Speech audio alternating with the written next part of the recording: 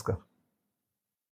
Soil to body या YouTube चॅनलवर आपण मागच्या अनेक व्हिडिओमधनं ऑर्गॅनिकचे कन्सेप्ट, ऑर्गॅनिकचे व्यवसाय, सेंद्रिय शेतीमधले वेगवेगळ्या डेव्हलपमेंट, ऑर्गॅनिक 3.0 आणि मागचा व्हिडिओ जो आपण बघितला बायो डिस्ट्रिक्ट वगैरे, या सगळ्या गोष्टी आपण बघत आलेलो आहे. आणि ऑर्गॅनिक शेती या संदर्भात सतत नवनवीन काय देता येईल त्याचा प्रयत्न सॉइल टू बॉडी चॅनलने नेहमीच केलेला आहे. आता एक नवीन सिरीजला आपण सुरुवात करतोय. ही खूपच महत्त्वाची आहे.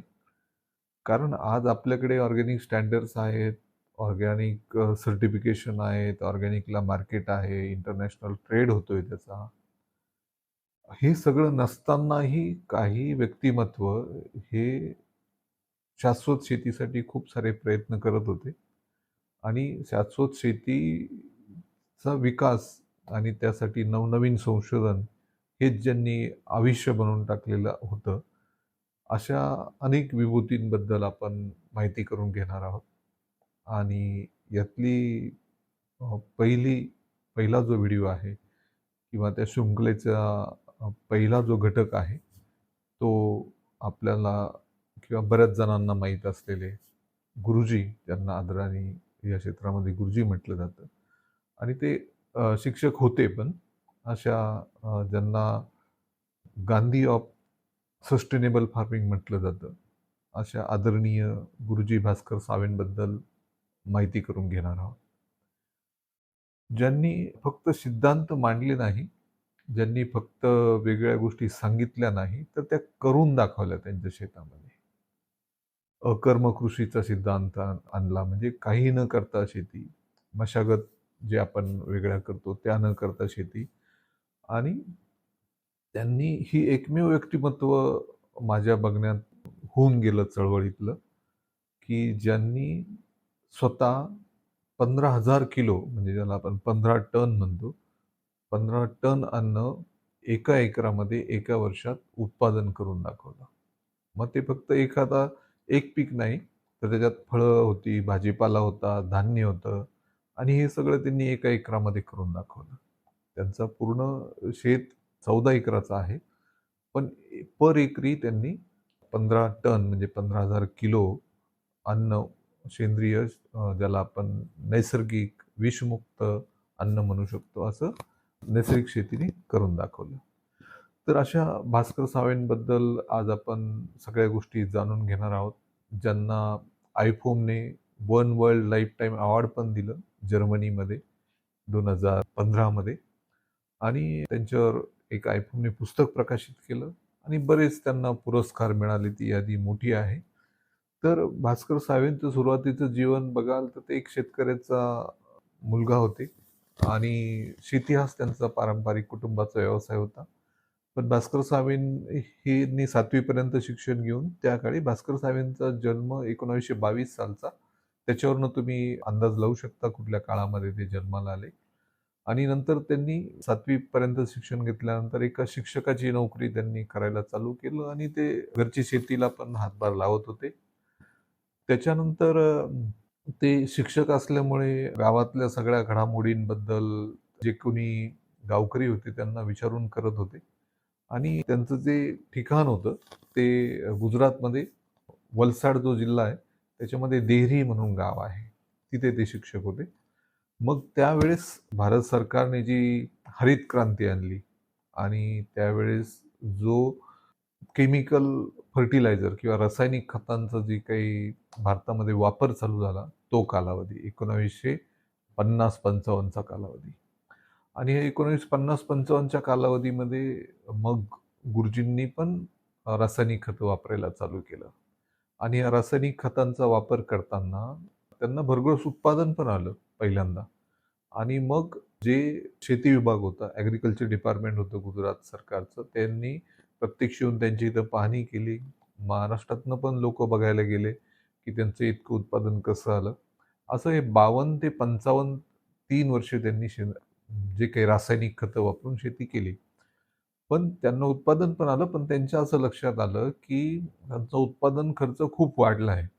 म्हणजे रासायनिक खतांच्या किमती आणि या सगळ्यामध्ये त्यांचं उत्पादन खर्च खूप वाढलेला आहे आणि ते जे शेतीकडे बघत होते, त्या प्रमाणात ती शेती राहिलेली नाही. तिची जी काही जमीन आहे ती नापीक होत चाललेली आहे आणि याच मधल्या कालावधीमध्ये त्यांनी रासायनिक खतांची एजन्सी पण घेतली. गुजरात फर्टिलायझर बोर्डकडनं आणि ते रासायनिक खतं विकायला पण लागले होते त्यांची त्या गावामध्ये आणि गावाच्या परिसरामध्ये. पण त्यांना आतून कुठेतरी वाटत होतं, की हे बरोबर नाहीये. काहीतरी हे वेगळ्या दिशेला घेऊन चाललेलं आहे आणि मग त्यांनी रासायनिक खतांची एजन्सी बंद केली आणि त्यांनी रासायनिक खतं वापरणं पण बंद केलं आणि पुन्हा ते पारंपरिक शेतीकडं वळले आणि त्यानंतर त्यांनी खूप सारे प्रयोग केले पारंपरिक शेतीमध्ये. खूप साऱ्या गोष्टी केल्या. स्वतः शेती केली त्यांचा शिक्षकी पेशा सांभाळून आणि मग त्यांनी खूप सारे स्वतःचे सिद्धांत मांडले.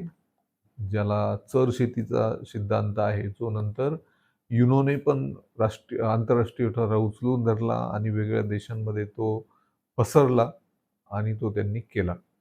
आता ही जी 14 एकराची त्यांची जी शेत आहे, ज्याला कल्पवृक्ष नावाने ते प्रसिद्ध आहे. त्याच्यामध्ये 10 एकरामध्ये त्यांनी संमिश्र फळबागा केल्या. मग याच्यामध्ये प्रामुख्याने नारळ आणि चिक्कूच्या बागा केल्या. 2 एकरामध्ये हंगामी पिकं घेतली. त्याच्यामध्ये भात, डाळी, भाज्या असं काही घेतलं आणि सगळ्यात महत्त्वाचं याच्यामध्ये त्यांनी बाह्य खर्च 100% शून्य केला. बाह्य खर्च शून्य केला म्हणजे काय? बाहेरून काहीच टाकायचं नाही. जे काही आहे ते शेतातनंच आणि मग त्यांचा जो काही जीवन परिसंस्था आहे किंवा जे काही त्यांनी सिस्टीम तिथे तयार केली, ज्याला आपण नॅचरल फार्मिंग म्हणूया, सस्टेनेबल फार्मिंग म्हणूया, म्हणजे ते जेव्हा हे प्रयोग करत होते त्याला अशी कुठली नावं नव्हती.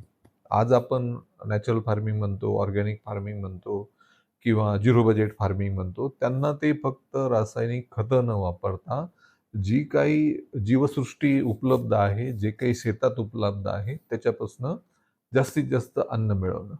मग त्यांनी ज्याला आपण मिश्र पिकं म्हणतो, त्याच्यामध्ये खूप सुंदर संकल्पना मांडली, की त्या संकल्पनेमध्ये सगळ्यात पहिल्यांदा त्यांनी नारळाची आणि चिक्कूची झाडं लावली मोठ्या प्रमाणामध्ये आणि ही दीर्घकालीन राहणारी झाडं. मग त्याच्या खाली मध्यम आयुष्य असलेली झाडं म्हणजे पपई असेल, केळी असेल अशा किंवा काही वेली असतील, वालाच्या वेली असतील किंवा कुठल्या बीन्स असतील, की जे 1-2 वर्ष चालतील आणि त्याच्या खाली त्यांनी ज्या अल्प आयुष्य पिकं आहेत, फळबागा समजा. अल्प आयुष्य पिकं म्हणजे तुमचं पालेभाज्या. पालेभाज्या असतील, तुमचे जमिनीखाली येणारी पिकं असतील म्हणजे शेंगदाणे असतील, तुमचे बटाटे असतील, गाजर असेल, ही सगळी अल्पायुषी पिकं त्यांनी लावली. म्हणजे जमिनीचा तुकडा कुठलाही रिकामा त्यांनी ठेवला नाही आणि त्यामध्ये त्यांनी मग अजून काही सिद्धांत मांडले, जे आपण पुढच्या याच्यामध्ये बघूया. मग याच्यामध्ये त्यांनी शेवटचे सगळे काही सिद्धांत मांडण्यापूर्वी त्यांनी काही गोष्टी समजावून सांगितल्या. त्यांनी समजावून सांगितलं, की ही जी पृथ्वी आहे, तो एक तप्त वायूचा गोळा होता. तो थंड होण्यासाठी लाखो वर्ष लागली. त्यानंतर तो थंड झाल्यानंतर पाऊस पडायला लागला. नंतर पाऊस पडल्यानंतर 2 ते 5 इंच मातीचा थर तयार व्हायला लाखो वर्ष लागली. मग आज जी शेतीयुक्त माती जी तयार झाली, ज्याच्यावर आपण शेती करतो, ही तयार होण्यासाठी निसर्गाला खूप मोठा कालावधी लागला. तर शेतकऱ्यांनी त्याच्यामध्ये खूप सारा जाऊन ढवळाढवळ करू नये. म्हणजे खूप खोल नांगरणी करू नये, खूप सारं त्याला लेव्हलिंग करू नये, सपाटीकरण करू नये, हे सगळे सिद्धांत मांडले. आणि त्यांच्या ह्या सगळ्या सिद्धांतांना त्यांनी जी काही सस्टेनेबल फार्मिंग किंवा नॅचरल फार्मिंग ह्या सगळ्या गोष्टी ज्या त्यांनी मांडल्या, शेतीचे सिद्धांत मांडले, ते काही तत्वांवर बेस होते. त्याच्यामध्ये काही आध्यात्मिक तत्व पण होती. त्याच्यामध्ये आध्यात्मिक तत्वामध्ये त्यांचं पहिलं तत्व होतं अहिंसा.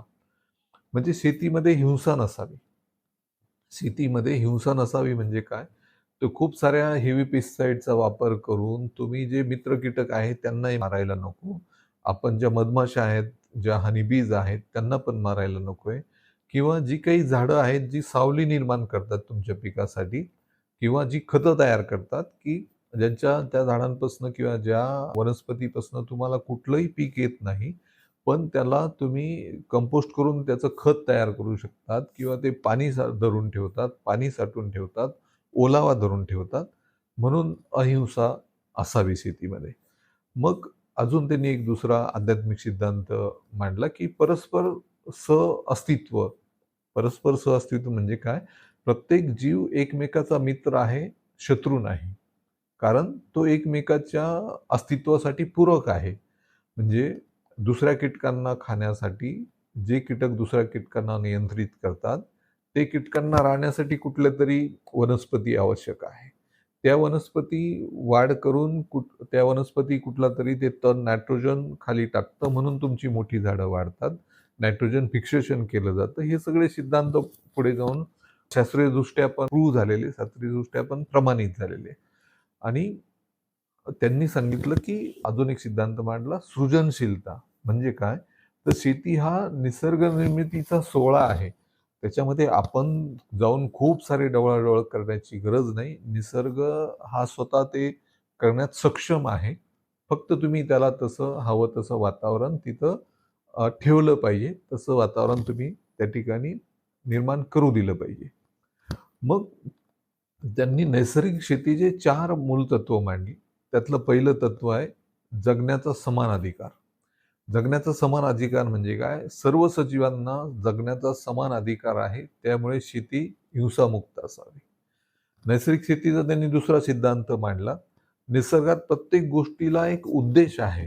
म्हणजे प्रत्येक गोष्ट ज्यावेळेस त्या शेतामध्ये अस्तित्वात येते, ती अस्तित्वात येण्यामागे कुठलातरी एक निसर्गाचा उद्देश आहे, की जेणेकरून बाकीच्या गोष्टींचं अस्तित्व सुसह्य होतं, टिकाऊ होतं. म्हणजे एखादं तण ज्यावेळेस निर्माण होतं, एखादा कीटक निर्माण होतो, एखादी वनस्पती निर्माण होते, तर ती स्वतःसाठी तर निर्माण होतेच, पण तिच्या अस्तित्वामुळे इतरांचं अस्तित्व सुदृढ होतं. म्हणून आपण सगळ्यांच्या अस्तित्वाला शेतामध्ये स्थान दिलं पाहिजे. आणि त्यांनी अजून एक सिद्धांत मांडला, शेती हा धर्म आहे, धंदा नाही. पण हे त्यांनी मांडताना दुसरी बाजू याची समजून घ्या, की हे त्यांनी मांडताना एका एकरामध्ये 15 टन अन्न उत्पादन पण करून दाखवलं. म्हणजे धंदा नाही असं म्हणण्यामागे असं तुम्ही समजू नका, की शेती परवडणारी नाहीये किंवा शेती ही फक्त इतरांच्या भल्यासाठीच केली पाहिजे. तर शेती व्यवहार्य पण आहे. हे त्यांनी 15 टन अन्न उत्पादन करून दाखवलं. इथे त्यांना धंदा नाही हे म्हणण्यामध्ये काय म्हणायचंय, की तुम्ही शेती जर फक्त नफा मिळवावा म्हणून केली, तर कदाचित तुम्हाला नफा मिळणार नाही. तो जर धर्म म्हणून केला, तर 100% तुम्हाला 15 टन उत्पन्न अन्नधान्याचं, पूर्ण अन्नाचं उत्पादन मिळेल आणि तुम्हाला 15 टन मिळालं म्हणजे त्याच्यातनं आणि ते सेंद्रिय असल्यामुळे किंवा नैसर्गिक असल्यामुळे तुम्हाला त्याच्यातनं नफा होणारच आहे. आणि चौथा मूलभूत सिद्धांत त्यांनी जो मांडला, जो खूप आपण लक्षात घेण्यासारखा आहे. शेतीमधून जे काही उत्पन्न होतं त्यापैकी आपला अधिकार फळं आणि झाडावर आहे आणि फळं आणि झाडे 10 ते 15% आहेत. तर प्रत्येक शेतकऱ्याने शेती करताना फळं आणि झाडाशिवाय एक पान किंवा तण देखील शेतीतून बाहेर जाऊ दिलं नाही तर बाहेरून काय आणावं लागत नाही. जर बाहेरून काय आणावं लागलं नाही तर जे उत्पन्न झालं ते सगळं आपल्याकडे राहतं. म्हणजे ह्याच्यावरून सिद्ध होतं की 100% नफा आहे. की शेतामधनं फक्त बिया, फळं, बिया म्हणजे तुमचं धान्य आलं, सगळं कडधान्य आलं, सगळं त्यातल्या बिया आणि फळझाडांची फळं एवढाच आपल्याला घेण्याचा अधिकार आहे. बाकी 85-95% शेतामध्ये जे काही तयार होतं ते शेतामध्येच टाकलं पाहिजे. म्हणजे काय? तर तुमचं जे तण होतं तर ते पण शेतामध्ये टाकलंच पाहिजे. त्याचं कंपोस्टिंग करून, त्याचं आच्छादन करून आणि त्याचं लाकूड जरी तयार झालं तरी ते शेतामध्येच टाकलं पाहिजे, की जेणेकरून ऑर्गॅनिक कार्बन वाढतो. हे जरी त्यावेळेस त्यांनी तशा भाषेत सांगितलं नसेल, पण नंतर विज्ञानाने ते प्रूव्ह केलं, की शेतामध्ये जर तुम्ही लाकूड टाकलं तर ऑर्गॅनिक कार्बन तुम्हाला हवा तेवढा मिळतो आणि तुम्ही सेंद्रिय किंवा नैसर्गिक शेती करू शकता. तर हे 4 सिद्धांत त्यांनी मांडले. पहिला, जगण्याचा सगळ्यांना समान अधिकार आहे. निसर्गात प्रत्येक गोष्टीचा एक उद्देश आहे आणि त्या उद्देशात त्याच्या अस्तित्वावर इतरांचं अस्तित्व अवलंबून आहे. शेती हा धर्म आहे, धंदा नाही. पण ते नक्कीच तुम्हाला नफा मिळवून देतं. आणि शेतामध्ये उगवणारं, तयार होणाऱ्यामध्ये फक्त फळं आणि बिया ज्या काही आपण आपल्या अन्नासाठी लागतात, तेवढंच आपल्याला घेण्याचा अधिकार आहे. बाकीचं सगळं काही पुन्हा तुम्ही शेतातच टाकलं पाहिजे, तरच तुमची शेती ही नैसर्गिक शेती होते, सस्टेनेबल होते आणि नफ्याची पण होते. तर हे 4 मूलभूत सिद्धांत त्यांनी मांडले. आणि त्यांनी रासायनिक पद्धतीने केलेली शेती आणि नैसर्गिक शेतीचा याचा फरक समजावून सांगितला. त्यांनी सांगितलं की रासायनिक शेती करताना तुम्हाला खोल नांगरणी करून तुम्ही मातीचं नुकसान करत असतात. पण त्याच वेळेस त्यांनी सांगितलं की 0 किंवा कमीत कमी मशागत आणि गांडूळ आणि मुळं हेच खरे नांगर आहेत. हा सिद्धांत त्यांनी मांडला. म्हणजे त्यांच्या म्हणण्यानुसार तुम्ही खोल नांगरणी करायलाच नको. खोल नांगरणी केल्याने तुमचे जेवढे काही मायक्रो ऑर्गॅनिझम आहे, बॅक्टेरिया आहेत, तुमचे गांडूळ आहेत, हे मुळ्या आहेत, ज्या तण तोडल्यानंतर, तण कापल्यानंतर, झाडं तोडल्यानंतर तरी मुळ्या जिवंत असतात आणि ते त्यांचं कार्य करत असतात. तर म्हणून ज्यावेळेस आपण खोल नांगरणी करतो, तर खालची जी काही जीवसृष्टी असेल मातीतली, ती आपण डिस्ट्रॉय करत असतो, ती नाश करत असतो. म्हणून खोल नांगरणीला त्यांचा विरोध होता. आणि सगळ्यात महत्त्वाचं त्यांनी रासायनिक शेतीमध्ये जे काही भरपूर पाणी आणि सिंचन केलं जातं, जे काही पाटाने पाणी सोडलं जातं, त्याला पण त्यांचा विरोध होता. त्यांचं म्हणणं होतं, की झाडं, पिकांना ते पाणी पीत नाही. त्यांना पाण्यात डुबवायचं नसतं, त्या मुळ्या पाण्यात डुबवायच्या नसतं. त्यांना फक्त ओलावा ठेवायचा असतो. म्हणजे झाडांना पाण्याची गरज नाही, तर झाडांना ओलाव्याची गरज असते. मग ते छोटी असतील, छोट्यापासून मोठ्या झाडांना फक्त ओलाव्याची गरज असते. त्यांना पाण्यामध्ये बुडून पाणी पाजायचं नसतं. आणि त्यांनी तणनाशक जे काही रासायनिक तणनाशक आहेत, त्याचा त्यांना पूर्ण विरोध होता किंवा कुठल्याही प्रकारचं तणनाशक वापरू नये, असं त्यांचं म्हणणं होतं. त्यांचं म्हणणं होतं आणि ते पुढे सिद्ध पण झालेलं आहे, की तण हे मित्र आहेत आणि त्यांना कापून आच्छादन तयार करायचं. कारण तण हे नायट्रोजन फिक्सेशन करत असतात.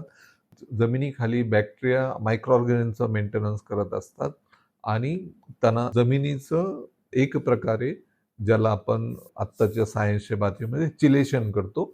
म्हणजे आपल्या मूल अन्नद्रव्यांचा किंवा सेकंडरी अन्नद्रव्यांचा अवेलेबिलिटी किंवा उपलब्धता ते करून देत असतात. म्हणून तणं ही उपटून नाही टाकायची.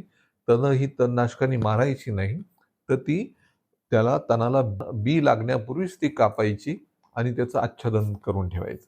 मग हे आच्छादन कुठं करायचं? तर शेतामध्ये जिथे जागा मिळेल तिथे ते आच्छादन करायचं. म्हणजे फळबागांच्या मुळाशी तर करायचंच, पण जिथे-जिथे जागा मिळेल तिथे ते आच्छादन करायचं. जेणेकरून जमिनीत ओलावा टिकून राहतो आणि जे काही सूक्ष्म जीव तयार व्हायला पाहिजे तिथे तयार होतात आणि त्याचा आपल्या शेतीला फायदा होतो. मग असं जर केलं तर कुठलंच खत टाकावं लागत नाही शेतामध्ये, असं त्यांचं म्हणणं होतं आणि ते पुढे जाऊन विज्ञानाने पण प्रूव्ह केलेलं आहे. आणि त्यांचं म्हणणं होतं की महागडी रासायनिक खतं किंवा बाह्य काहीही टाकण्याची शेतामध्ये गरज नाही. ज्यावेळेस फक्त शेतामधनं तुम्ही फळं घ्याल, शेतामधनं बिया घ्याल, म्हणजे धान्य आणि कडधान्य या गोष्टी घ्याल. बाकी जे काही शेतामध्ये असेल ते पुन्हा तुम्ही शेतातच टाकलं लाकडाचं, तर तुम्हाला बाहेरून काहीही टाकण्याची गरज नाही. तर ही खूप तुलनात्मक त्यांनी जो रासायनिक शेती आणि नैसर्गिक शेतीतला जो फरक सांगितला, तो खूप अंमलात आणण्यासारखा आहे आणि तो त्यांनी सिद्ध पण करून दाखवलेला आहे. अजून त्यांनी शेतीचे 5 पैलू सांगितले किंवा 5 घटक ज्याच्यावर आपण विचार करायला हवा किंवा ज्याला आपण अंमलात आणायला हवं. त्यामध्ये मशागतीबद्दल त्यांनी सांगितलं. त्यांनी सांगितलं तर मशागत करायचीच नाही. म्हणजे त्यांनी अकर्म शेतीचा सिद्धांत मांडला. अकर्म शेतीचा सिद्धांत म्हणजे काय? शेतामध्ये काहीच करायचं नाही. काहीच करायचं नाही. फक्त बियाणं टाकायचं, झाडी लावायची, रोपं लावायची आणि त्या निसर्गाला त्याचं काम करू द्यायचं आणि त्या निसर्गाला पूरक वातावरण तिथे करायचं. म्हणजे आच्छादन करायचं, मोठ्या झाडांची सावली राहू द्यायची. गरज पडली जमिनीमधलं जर ओलावा कमी झाला, तर पाण्याने तो ओलावा द्यायचा आणि बाकीचं काम जमिनीतले सूक्ष्मजीव करतील, असं त्यांनी मशागतीबद्दल मांडलं. त्यांनी दुसरा मूल पैलू मांडला जो सुपीकतेबद्दल. कुठलंही रासायनिक खत टाकायचं नाही. जेवढे काही शेतातले अवशेष आहेत ते शेतातच टाकायचे. तण नियंत्रणासाठी त्यांनी सांगितलं, की तणाला बी लागण्यापूर्वी ते कापा, त्याचं आच्छादन तयार करा. ते ऑटोमॅटिकली कुजेल, त्याचं कंपोस्ट तयार होईल, जमिनीमध्ये ओलावा टिकून राहील आणि तिथलं मायक्रो ऑर्गॅनिझम आणि गांडुळं जिवंत राहतील. नंतर सिंचनाबद्दल त्यांनी सांगितलं, वनस्पतींना पाण्याची गरज नाही, तर त्यांना ओलाव्याची गरज आहे. फक्त ओलावा टिकवण्याचा प्रयत्न करा. तर त्यांनी पीक संरक्षणाबद्दल सांगितलं, की आपण आज जे खूप सारे पेस्टिसाइड वापरतोय, त्याच्याबद्दल त्यांनी सांगितलं, की बाहेरचं कुठलंही पेस्टिसाइड वापरण्याची गरज नाही.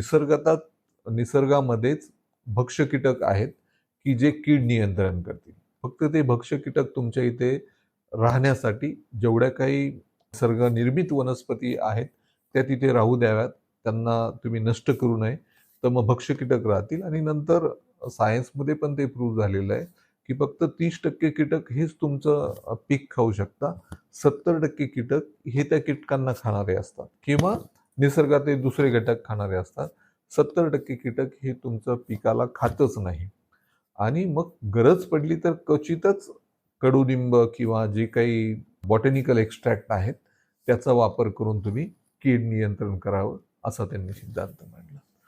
आणि ज्याला बहुस्तरीय पीक पद्धती, जी त्यांच्या शिकवणीमधली सगळ्यात महत्त्वाची आहे, की त्यांनी सांगितलं, की शेतामध्ये दीर्घायुषी पिके लावा. दीर्घायुषी पिके लावा म्हणजे काय? नारळ लावा, चिकू लावा, की जे आंबे लावा, की जे खूप ज्या वनस्पतींचं फळबागांचं दीर्घायुष्य आहे आणि जे उंच वाढतात. मग ते उंच वाढल्यामुळे काय होतं, की त्या खालच्या जमिनीमध्ये ऊन पण राहतं आणि सावली पण राहते. मग त्या दीर्घायुष्य पिके लावल्यानंतर त्याच्या खाली मध्यम आयुष्य पिके लावा. मध्यम आयुष्य पिके म्हणजे काय? तुमचं पपई आहे, केळी आहे, सूर्यफूल आहे, जे मध्यम आयुष्य असतं त्याला, जे थोडंसं उंच वाढतं, एकदम जमिनीलगत वाढत नाही. त्याच्यामध्ये तुमचे उंच वाढणारे मका आहेत, ही सगळी पिकं लावा. आणि मग त्याच्या खाली तुम्ही अल्पायुषी पिकं लावा. अल्पायुषी पिके म्हणजे काय? भाज्या ज्या आहेत तुमच्या, पालेभाज्या आहेत, कडधान्य आहेत किंवा जमिनीखाली वाढणारी पिकं आहेत. म्हणजे भुईमुगाच्या शेंगा आहेत किंवा तुमचे बटाटे आहेत, रताळे आहेत, ही तुम्ही लावा. म्हणजे दीर्घायुषी पिकं, मध्यम आयुष्य पिकं आणि अल्पायुषी पिकं. ह्या सिद्धांत हा खूप मला सगळ्यात जास्त आवडतो.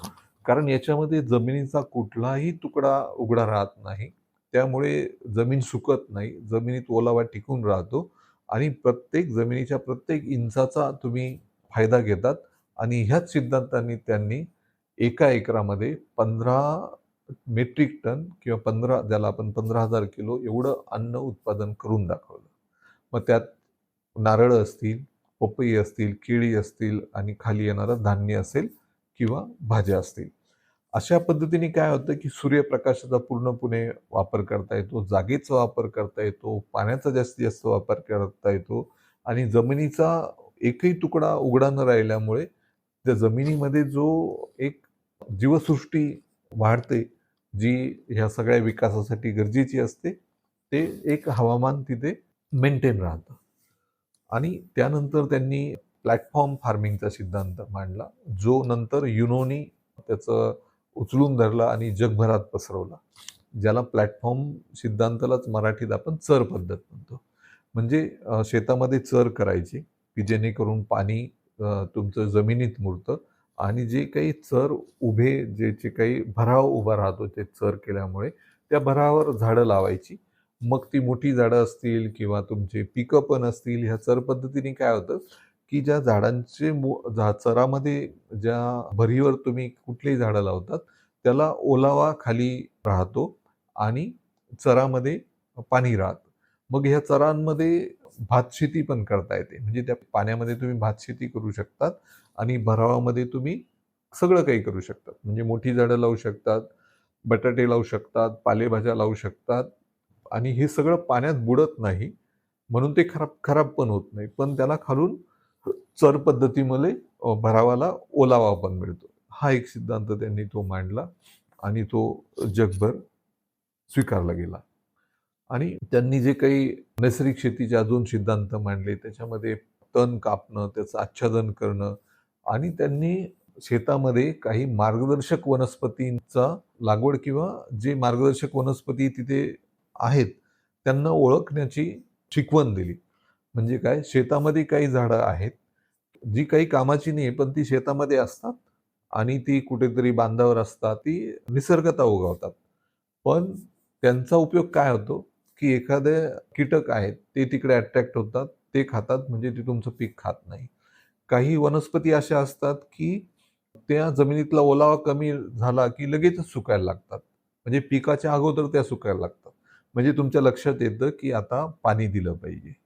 अशा सगळ्या वनस्पतींना त्यांनी ओळखण्याची शिकवण दिली आणि शेतामध्ये फिरून आपण त्या वनस्पतींना सूक्ष्म निरीक्षणाने समजू शकतो, की ही जी वनस्पती आहे, ही आज सुकलेली आहे, म्हणजेच जमिनीमधलं पाणी कमी झालेलं आहे. मग आपण थोडंसं पाणी देण्याची गरज आहे.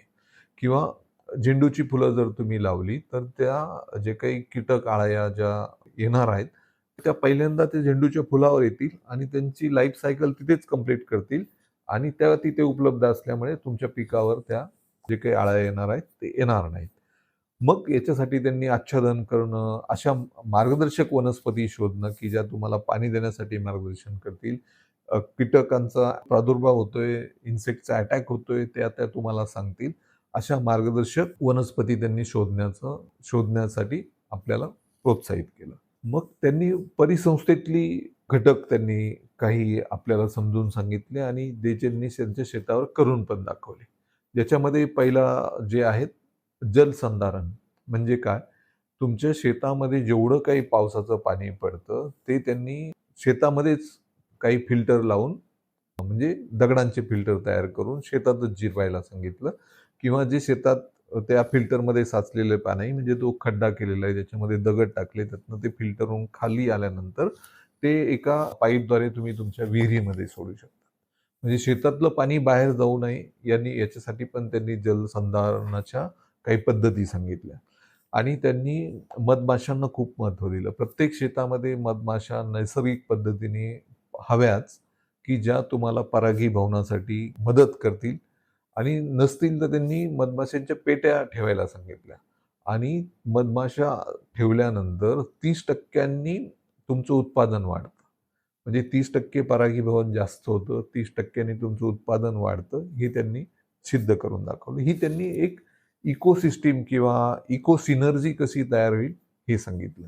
त्यांनी बायोगॅसचं महत्त्व सांगितलं, की शेतामध्ये तुम्ही जे काही प्राणी ठेवतात, जे काही ॲनिमल हजबंडरी असते व तुमच्या गायी असतील, बैल असतील, म्हशी असतील, कोंबड्या असतील, शेळ्या असतील, त्या सगळ्यांच्या शेणापासून तुम्ही बायोगॅस तयार करू शकता. बायोगॅसमधनं एनर्जी पण तयार होते, खत पण तयार होतं आणि तुमच्या परिसराला तुम्ही त्याप्रमाणे एनर्जी सोर्स पण देऊ शकता.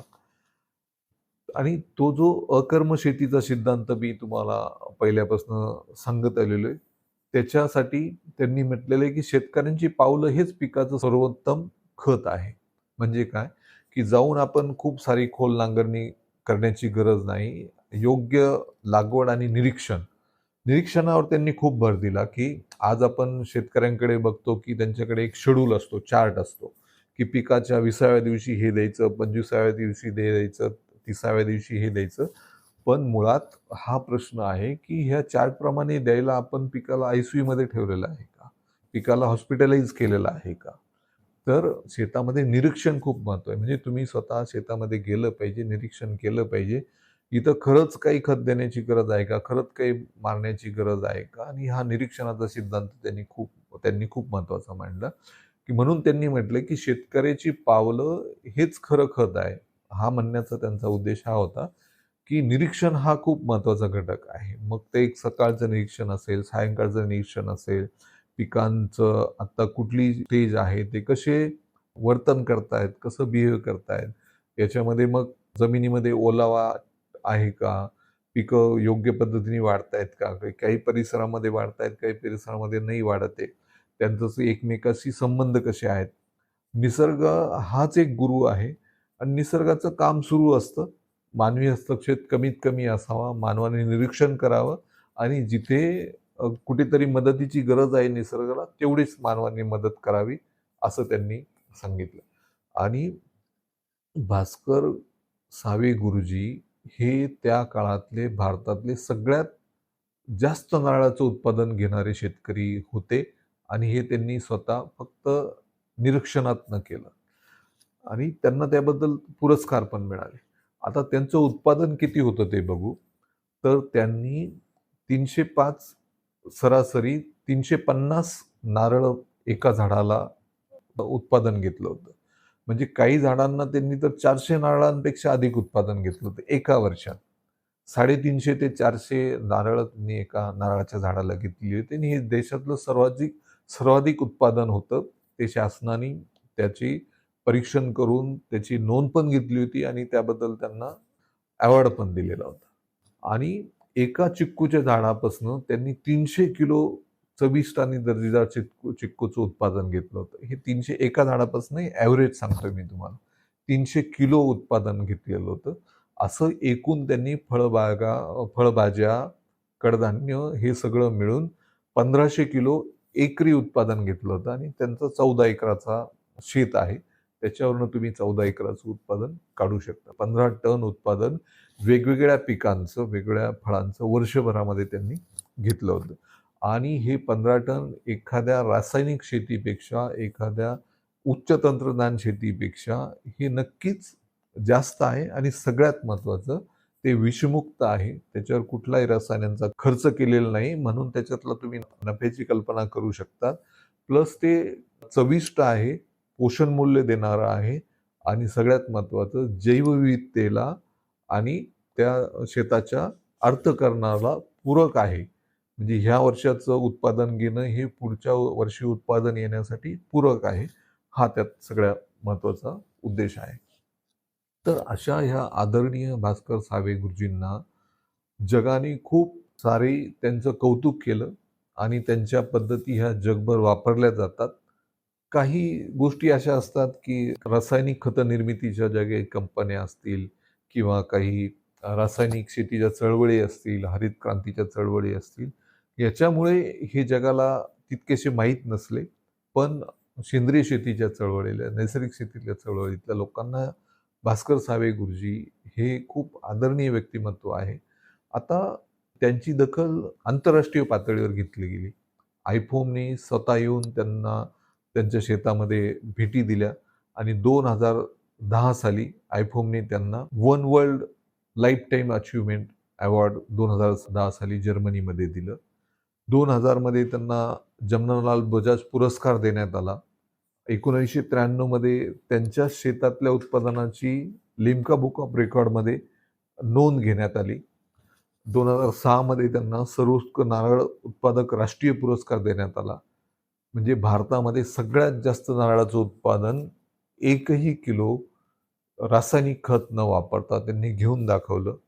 1997 मध्ये जपानमधले ज्यांनी झिरो बजेट फार्मिंगची चळवळ चालू केली, असे आदरणीय फुकुओका यांनी स्वतः त्या सावे गुरुजींच्या शेताला भेट दिली आणि ती भेट बघून आणि ते शेत बघून त्यांनी स्वतः सांगितलं, मी जरी स्वतःला झिरो बजेट फार्मिंगच्या कन्सेप्टचा जनक मानत असलो, तरी खरे पितामह जे आहेत नॅचरल फार्मिंगचे ते सावे गुरुजी आहेत.